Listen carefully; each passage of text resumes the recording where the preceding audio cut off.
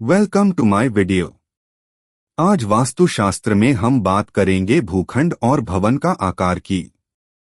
भूखंड और भवन का आकार वास्तुशास्त्र में अत्यधिक महत्वपूर्ण माना जाता है क्योंकि यह सकारात्मक या नकारात्मक ऊर्जा को प्रभावित कर सकता है। सही आकार न केवल संपत्ति के मालिक की समृद्धि को बढ़ाता है बल्कि मानसिक शांति और स्वास्थ्य पर भी प्रभाव डालता है। असमान या दोषपूर्ण आकार वाले भूखंड कई बार आर्थिक नुकसान और अस्थिरता का कारण बन सकते हैं। आयताकार भूखंड को वास्तु में सर्वश्रेष्ठ माना जाता है क्योंकि यह संतुलित ऊर्जा प्रवाह को सुनिश्चित करता है। इस प्रकार के भूखंड में रहने वाले लोग अधिक स्थिर और सफल जीवन व्यतीत करते हैं। इसके अलावा यह भूखंड निर्माण और उपयोगिता की दृष्टि से भी सुविधाजनक होता है। वर्गाकार भूखंड भी एक शुभ आकार माना जाता है क्योंकि यह सभी दिशाओं से समान ऊर्जा प्रदान करता है। यह संतुलित और स्थायी विकास को बढ़ावा देता है, जिससे व्यक्ति की वित्तीय स्थिति और पारिवारिक जीवन में स्थायित्व बना रहता है। व्यावसायिक दृष्टिकोण से भी यह आकार शुभ माना जाता है। त्रिकोणीय भूखंड वास्तु के अनुसार अनुकूल नहीं माने जाते हैं क्योंकि उनके कोनों में ऊर्जा का असंतुलन हो सकता है। इस प्रकार के भूखंड में रहने से मानसिक तनाव, आर्थिक अस्थिरता और स्वास्थ्य संबंधी परेशानियां उत्पन्न हो सकती हैं।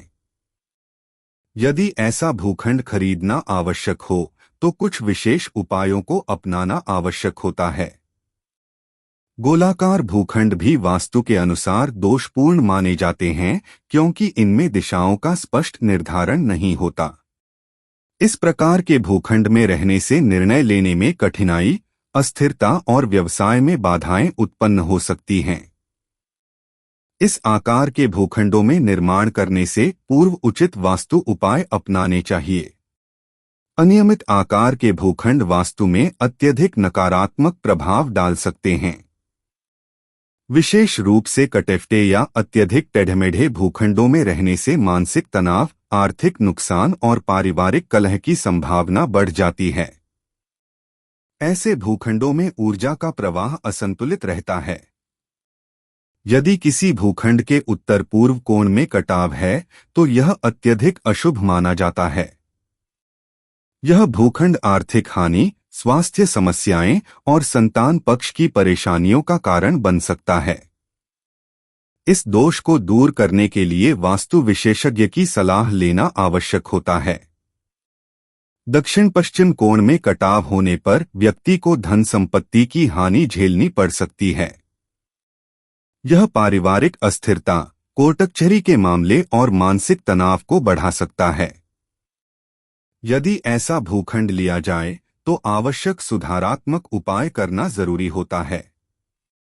यदि किसी भूखंड का उत्तर पूर्व कोण बढ़ा हुआ है तो इसे अत्यधिक शुभ माना जाता है।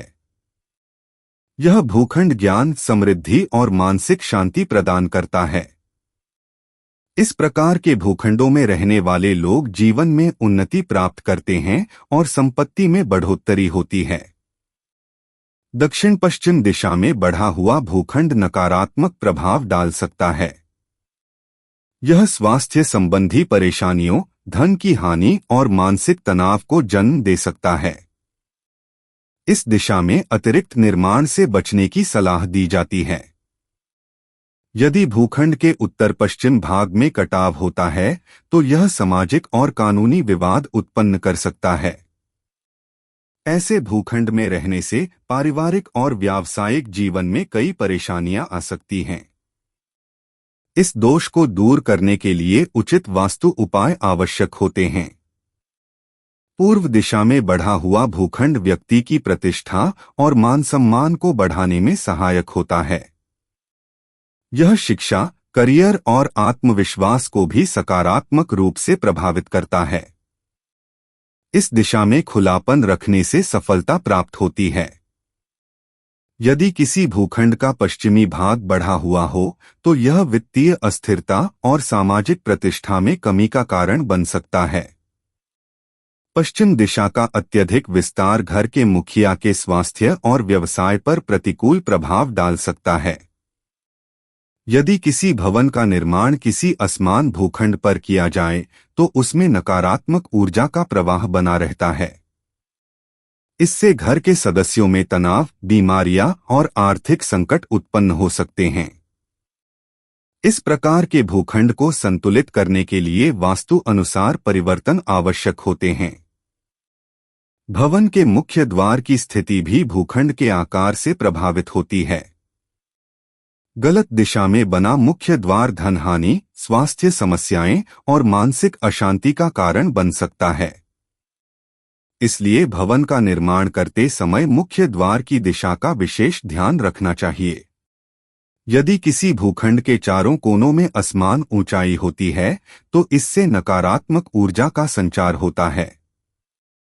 दक्षिण पश्चिम कोना सबसे ऊंचा और उत्तर पूर्व कोना सबसे नीचा होना शुभ माना जाता है। इससे घर में समृद्धि और सकारात्मक ऊर्जा बनी रहती है। कोनों में झुकाव या ऊंचाई का गलत अनुपात वास्तु दोष उत्पन्न कर सकता है। उदाहरण के लिए, यदि उत्तर दिशा ऊंची हो और दक्षिण दिशा नीची हो तो यह वास्तु के अनुसार अशुभ होता है। इससे आर्थिक अस्थिरता और मानसिक अशांति उत्पन्न हो सकती है। भूखंड के आसपास की स्थिति भी उसके प्रभाव को प्रभावित करती है। यदि आसपास जलाशय, सड़क या अन्य इमारतें वास्तु के अनुकूल नहीं हैं, तो उनका नकारात्मक प्रभाव भवन पर पड़ सकता है। इसलिए भूखंड खरीदते समय आसपास के वातावरण का भी विश्लेषण करना चाहिए। कुछ वास्तु दोषों को दूर करने के लिए सही उपाय अपनाने आवश्यक होते हैं। यदि किसी भवन का भूखंड दोषपूर्ण है तो वास्तु उपायों द्वारा उसे ठीक किया जा सकता है। यह उपाय जैसे पेड़ पौधे लगाना, दर्पण का सही उपयोग करना और ऊर्जा संतुलन बनाए रखना सकारात्मक परिणाम ला सकते हैं। वास्तुशास्त्र में भूखंड और भवन के आकार को अत्यधिक महत्व दिया जाता है। सही आकार और संरचना से जीवन में उन्नति, स्वास्थ्य और समृद्धि प्राप्त होती है, जबकि दोषपूर्ण भूखंड मानसिक तनाव और आर्थिक समस्याओं को जन्म दे सकते हैं। आठ वास्तु के सिद्धांतों का पालन कर एक सुखद और समृद्ध जीवन संभव है। आशा करता हूं आपको ये वीडियो पसंद आया होगा। आप लोग प्लीज लाइक और सब्सक्राइब कर लेना ताकि मैं आपके लिए वीडियोस जब भी यूट्यूब पे डालूं तो आपको नोटिफाई हो जाए। बाय। Take care.